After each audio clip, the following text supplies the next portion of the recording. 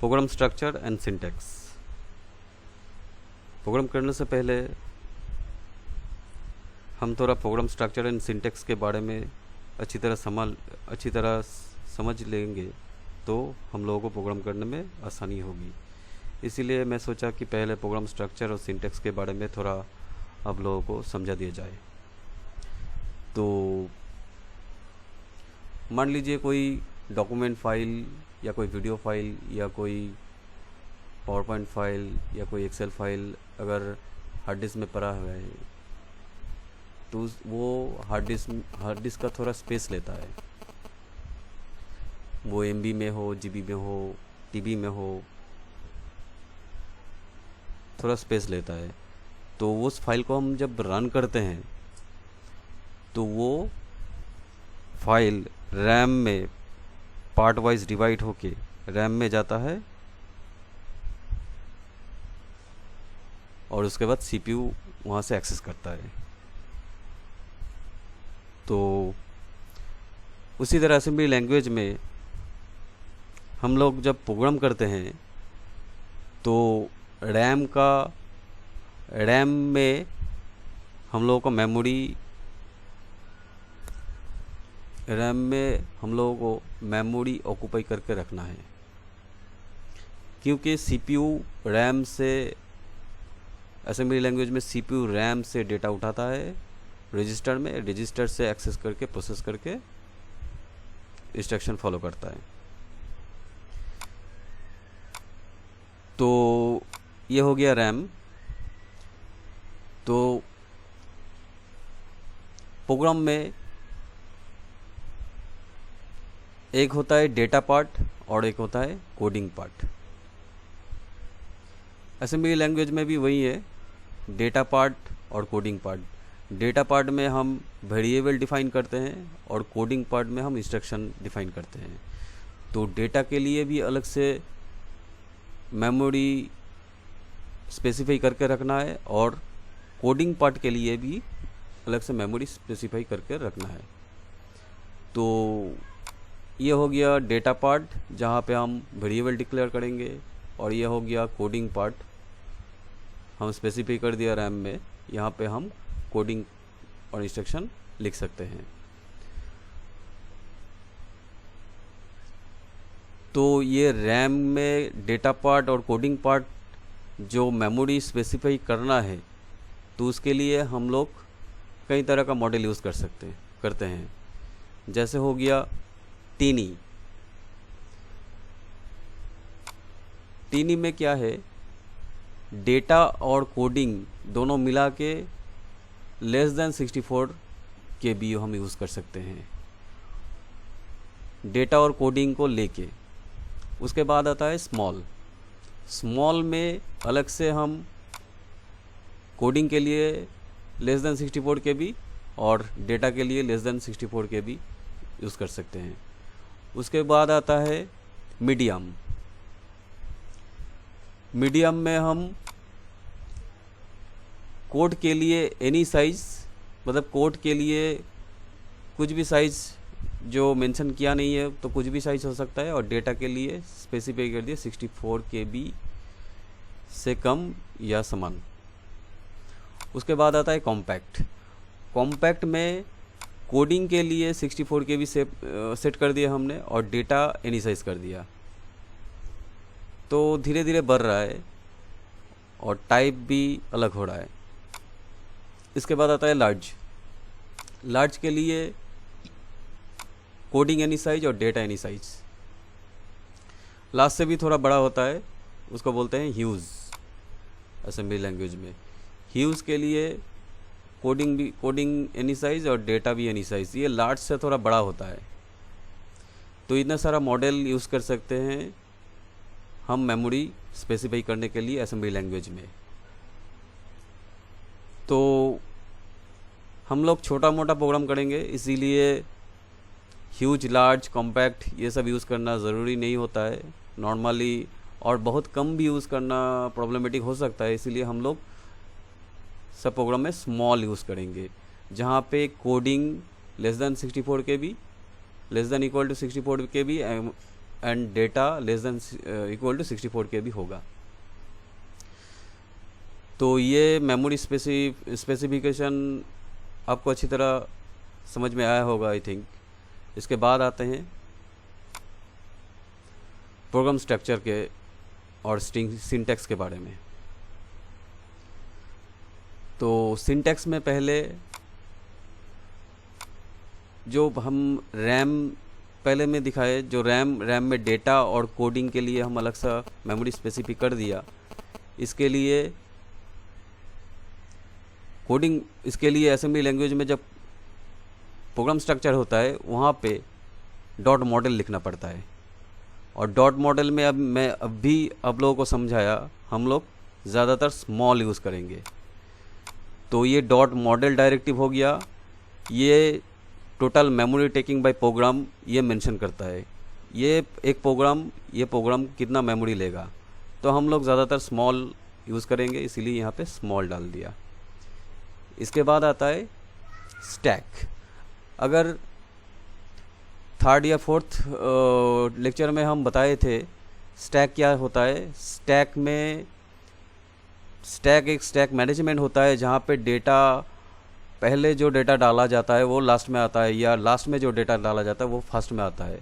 तो ऐसे अगर स्टैक मैनेजमेंट अगर इस प्रोग्राम में अगर आप चाहते हैं तो स्टैक के लिए भी एक मेमोरी आपको स्पेसिफाई करना है। तो स्टैक के लिए वैसे मॉडल जैसा स्मॉल, टीनी या लार्ज, ह्यूज, कॉम्पैक्ट ऐसा नहीं होता है।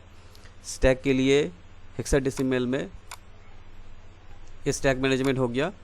स्टैक के लिए हेक्साडेसिमल में 100H हम ले सकते हैं। 100H से ज़्यादा भी अब ले सकते हैं, लेकिन 100H बहुत, हेक्साडेसिमल में बहुत ज़्यादा मेमोरी होता है, तो छोटा मोटा प्रोग्राम आराम से इसमें फिट हो जाएगा अगर स्टैक यूज़ करना चाहते हैं तो स्टैक यूज़ करना चाहते हैं तो इसको अब लिखना पड़ेगा। अगर लिख के अब स्टैक यूज़ नहीं करेंगे तो भी कोई प्रॉब्लम होगा नहीं। तो बेस्ट प्रैक्टिस है स्टैक मैनेजमेंट के लिए आप मेमोरी स्पेसिफाई करके रखिए 100H। इसके बाद आता है डेटा, डॉट डेटा में हम लोग ये डेटा सेगमेंट डायरेक्टिव हो गया। यहाँ पे हम वेरिएबल डिफाइन करते हैं। जैसे आप सी प्रोग्राम में या सी शार्प में सब जगह में कहीं ना कहीं वेरिएबल डिक्लेयर करते हैं कि INT होगा या कैरेक्टर होगा, ऐसा कुछ होगा। तो ये सब वेरिएबल यहाँ पे डेटा पार्ट में यहाँ पे डिक्लेयर करना होता है नॉर्मली। तो डॉट डेटा यहाँ पे वेरिएबल डिक्लेयर करना है। और यहाँ पे एक चीज़ नोटिस कीजिए, यहाँ पे सेमीकोलन के बाद मैंने यहाँ पे लिखा वेरिएबल डिफाइंड हियर। तो ये सेमीकोलन के बाद जो हम लिखा है ये प्रोग्राम का पार्ट नहीं है, ये कमेंट किया जाता है। अगर आप सी प्रोग्राम या कोई प्रोग्रामिंग लैंग्वेज यूज़ करते हैं तो कमेंट क्या चीज़ है आप लोगों को अच्छी तरह समझ में आ रहा होगा। अगर कोई कमेंट में कोई चीज़ हम लिखते हैं तो वो रन करने के टाइम में वो पार्ट प्रोग्राम में रन नहीं होता है।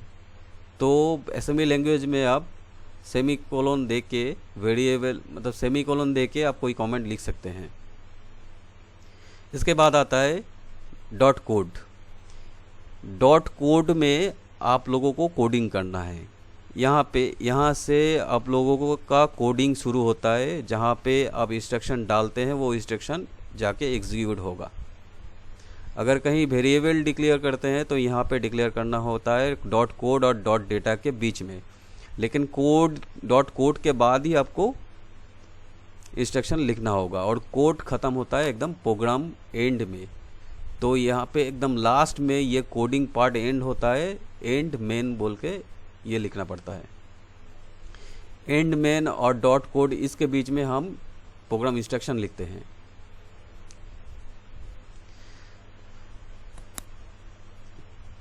तो प्रोग्राम इंस्ट्रक्शन के लिए यहाँ पे नॉर्मली प्रोग्राम इंस्ट्रक्शन नॉर्मली लिख नहीं सकते, यहाँ इसके लिए प्रोसीड्यूर होता है। तो इसके लिए हम लोगों को यहाँ पे ये डॉट कोड पार्ट जो है इसको कोड सेगमेंट डायरेक्टिव किया जाता है, क्योंकि ये डॉट कोड डायरेक्ट करता है कोडिंग को। इसीलिए डॉट कोड सेगमेंट डायरेक्टिव किया जाता है, बोला जाता है। अभी डॉट कोड के बाद प्रोग्राम नॉर्मली लिखा नहीं जाता है, यहाँ पे प्रोसीड्योर होता है। प्रोसीड्योर करके यहाँ पे मैं मेन प्रॉक बोल के एक प्रोसीड्योर बना लिया। यहाँ पे आप कुछ भी डाल सकते हैं, नाम मेन रहेगा। उसके बाद आप यहाँ पे PROC हमने डाल दिया क्योंकि प्रोसीड्योर हम लिखेंगे। आप कुछ भी डाल सकते हैं, ये एक नाम है बस और कुछ नहीं, बट मेन सिंटैक्स का पार्ट है, मेन आपको लिखना पड़ेगा। और प्रोसीड्योर ख़त्म होगा एकदम लास्ट के पहले, जस्ट पहले। ये टोटल सिंटैक्स है, मेन एंड P ऐसा करके आपको प्रोसीड्योर ख़त्म करना होगा। प्रोसीड्योर यहाँ पे 1 2 3 4 बहुत सारा प्रोसीड्योर हो सकता है, लेकिन एंड में मेन एंड P करके आपको प्रोसीड्योर को एंड करना ही होगा। यहाँ पे आप लोगों को कोडिंग करना है, तो मैं यहाँ पे एक प्रोग्राम करूँगा जहाँ पे एक कैरेक्टर स्क्रीन में प्रिंट हो, ऐसा प्रोग्राम करूँगा और आपको समझाऊँगा कैसे प्रोग्राम लिखने का सिंटैक्स है। ये हो गया प्रोग्राम स्ट्रक्चर। और एक चीज़ आप लोगों को बताना बहुत ही इम्पोर्टेंट है, वो चीज़ ये डॉजेग क्या होता है। ये प्रोग्राम का पार्ट नहीं है, और इसे कह भी सकते हैं कि प्रोग्राम का पार्ट है, क्योंकि ये dot model, dot stack, dot data, dot code, main proc, ये जो हमने ऐसा करके लिखे हैं। मान लीजिए आप कुछ भूल गए कि स्टैक के बाद डेटा को लिखना है, या डेटा के बाद मॉडल को लिखना है, या मेन प्रॉक के बाद कोड को लिखना है। ये जो हमने सजाया है ये नॉर्मल प्रोसीड्योर है, नॉर्मल स्ट्रक्चर है। अगर स्ट्रक्चर आपको याद नहीं है तो यहाँ पे आप यूज़ कीजिए डॉजेग क्या करेगा, आपका प्रोग्राम का स्ट्रक्चर को ऑटोमेटिक सजा देगा। तो इसको डॉस सेगमेंट कहते हैं। ये करता है क्या, auto management of all segments. और जैसे कि मैं यहाँ पे बताया, यहाँ पे आप कोड लिख सकते हैं, तो मैं एक कोडिंग करके आपको बताऊंगा। एक स्क्रीन में एक कैरेक्टर का प्रिंट होगा, ऐसा कोडिंग करके, और आपको समझाता जाऊंगा कैसे कोडिंग का सिंटैक्स होता है।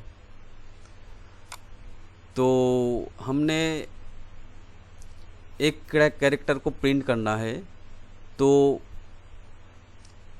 आउटपुट लेना है। आउटपुट के लिए हम लोगों को जाना होगा एक्यूमुलेटर रजिस्टर। इससे पहले वाला वीडियो में आउटपुट और इनपुट के लिए मैंने बता चुके हैं कि एक्यूमुलेटर रजिस्टर यूज़ होता है, जिसका जो 16 बिट रजिस्टर्ड है और उसका 8 बिट हायर पार्ट है और 8 बिट लोअर पार्ट है। तो अगर स्क्रीन में कोई कैरेक्टर प्रिंट करना है तो एक्यूमुलेटर रजिस्टर को हम एक्यूमुलेटर रजिस्टर के पास जाना है कि भाई ये प्रिंट कर दो। तो एक्यूमुलेटर रजिस्टर को हम 2 भेज दिया कि भाई प्रिंट कर दो, लेकिन एक्यूमुलेटर रजिस्टर क्या प्रिंट करेगा, वो जाके डेटा सेगमेंट में, डेटा रजिस्टर में चेक करेगा कि डेटा रजिस्टर में क्या है, वो उसको उठा के वो प्रिंट कर लेगा। ये कोडिंग का एक अच्छी पार्ट है जो अच्छी तरह समझ लेना चाहिए आप लोगों को कि रजिस्टर कैसे काम करता है असेंबली लैंग्वेज में। इसको अगर अच्छी तरह समझ जाएंगे तो कोई भी प्रोग्राम आपके लिए कॉम्प्लिकेटेड नहीं होगा। तो एक्यूमुलेटर रजिस्टर के पास हमने 2 भेज दिया। 2 अगर भेजते हैं एक्यूमुलेटर रजिस्टर के पास की कोई भी नंबर अगर भेजते हैं तो उसको वो फंक्शन के हिसाब से लेता है। तो इससे पहले वाला वीडियो में हम बताए थे कि एक्यूमुलेटर रजिस्टर के पास 2 भेजने से क्या होता है और कोई और कुछ भेजने से क्या होता है। तो वो वाला अगर वीडियो आप देख लेंगे तो ये वाला वीडियो समझ में आसानी होगी। तो एक्यूमुलेटर रजिस्टर के पास हम 2 भेज दिया कि भाई प्रिंट कर दो। एक्यूमुलेटर रजिस्टर डेटा रजिस्टर के पास जाके चेक कर रहा है कि डेटा रजिस्टर में क्या पड़ा है। डेटा रजिस्टर में जो पड़ा होगा उसको वो प्रिंट कर देगा। तो पहले हम लोगों को कुछ कैरेक्टर प्रिंट करने के लिए डेटा रजिस्टर के पास कुछ भेजना होगा, नहीं तो डेटा रजिस्टर खाली होगा। तो डेटा रजिस्टर के पास कुछ भेजना होगा, उसके बाद एक्यूमुलेटर रजिस्टर से हम बोलेंगे कि भाई प्रिंट कर दो। तो यहाँ पे हम डाल दिया मूव DL, उसके बाद A। तो डेटा रजिस्टर के पास हम A कैरेक्टर भेज दिया। तो ये प्रोग्राम का सिंटैक्स है मूव, उसके बाद DL, उसके बाद A। उसके बाद मैं एक्यूमुलेटर रजिस्टर को बोला कि भाई प्रिंट कर दो। तो इसका लिखने का तरीका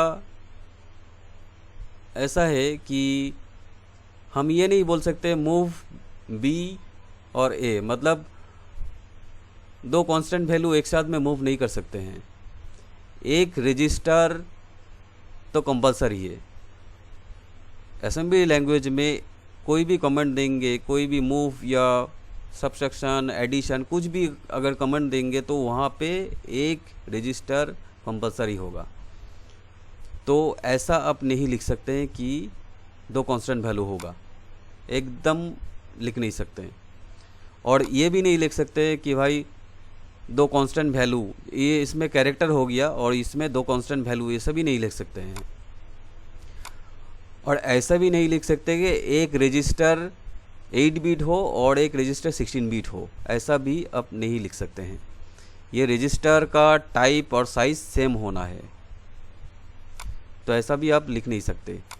आप ऐसा लिख सकते हैं DL, उसके बाद कैरेक्टर आप भेज सकते हैं। एक रजिस्टर हो गया, एक कैरेक्टर हो गया। आप ऐसा लिख सकते हैं DX, मूव DX और AX, ये दोनों सेम टाइप का रजिस्टर हो गया 16 बिट का, तो ऐसा लिख सकते हैं। और ऐसा लिख सकते हैं कि कोई कांस्टेंट वैल्यू DL में आप भेजना चाहते हैं तो मूव DL, उसके बाद 2, ऐसा आप लिख सकते हैं। तो इसका लिखने का तरीका आई थिंक आप लोगों को समझ में आया होगा कि रजिस्टर को कोई चीज़ मूव करना होगा, कोई रजिस्टर से कुछ उठाना होगा तो कैसे लिखते हैं। और ऐसा भी नहीं लिख सकते, ऐसा भी लिख सकते हैं कि मूव DH और AL, मतलब दो सेम टाइप का रजिस्टर हो गया। यहाँ पे 16 बिट का दो सेम टाइप का रजिस्टर हो गया, यहाँ पे 8 बिट का दो सेम टाइप का रजिस्टर हो गया। तो ऐसा नहीं हो सकता है कि एक 16 बिट हो और एक 8 बिट हो। जहाँ पे ये वाला चेक कीजिए, मूव DL और AX हम लिखे हैं, इसको काट दिए हैं। ऐसा नहीं लिख सकते हैं कि ये AX हो गया 16 बिट और ये DL हो गया 8 बिट, ऐसा नहीं लिख सकते हैं।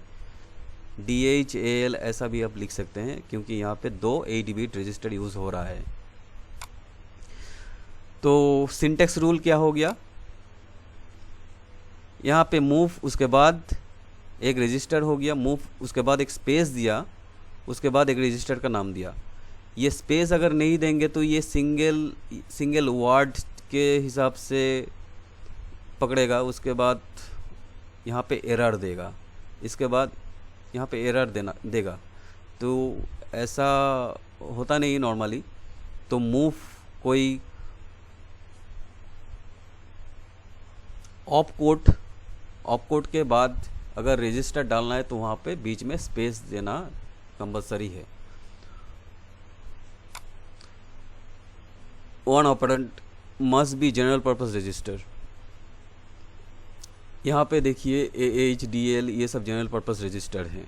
अगर कुछ भेजना चाहते हैं तो वो जनरल पर्पस रजिस्टर यूज़ होता है normally. Operand must be the same size, यहाँ पे जो हम बताया operand must be same size. अगर DH 8 बिट रजिस्टर्ड है, AL 8 बिट रजिस्टर्ड है, ये सही है। लेकिन DL 8 बिट रजिस्टर्ड है, AX 16 बिट रजिस्टर्ड है, ये नहीं चलेगा। तो operand must be the same size. अगर ये रजिस्टर्ड हो तो सेम साइज का होना चाहिए। और कॉमा बिटवीन ऑपरेंट, अगर रजिस्टर या कोई वैल्यू हो या रजिस्टर उसके बाद कोई रजिस्टर को मूव करते हैं तो उसके बीच में एक कॉमा देना कंपलसरी है। ये सिंटैक्स है कोई कमेंट का, ये सिंटैक्स फॉलो कीजिएगा नॉर्मली। तो डेटा रजिस्टर के पास हम ए भेज दिया कैरेक्टर, उसके बाद एक्यूमुलेटर रजिस्टर को 2 भेज दिया कि भाई प्रिंट कर दो, लेकिन प्रिंट करने के लिए प्रोसेसर को होल्ड करना है। तो प्रोसेसर को होल्ड करने के लिए मैं बोला था यहाँ पे सर्विस रूटीन यूज़ होता है। तो सर्विस रूटीन में टेक्स्ट हैंडलिंग के लिए यूज़ होता है INT21H।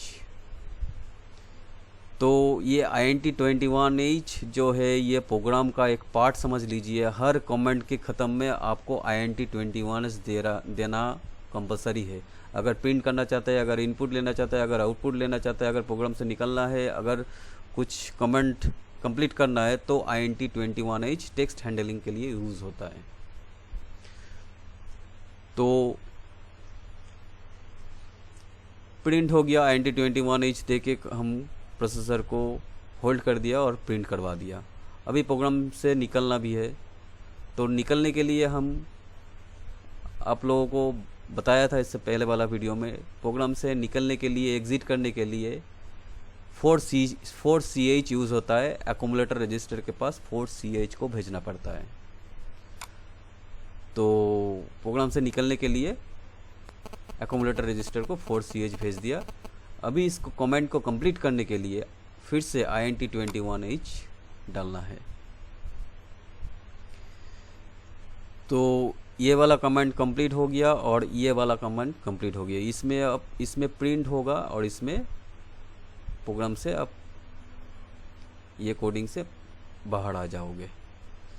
तो आई होप दोस्तों ये प्रोग्राम और ये सिंटैक्स और ये प्रोग्राम स्ट्रक्चर आपको अच्छी तरह समझ में आया होगा।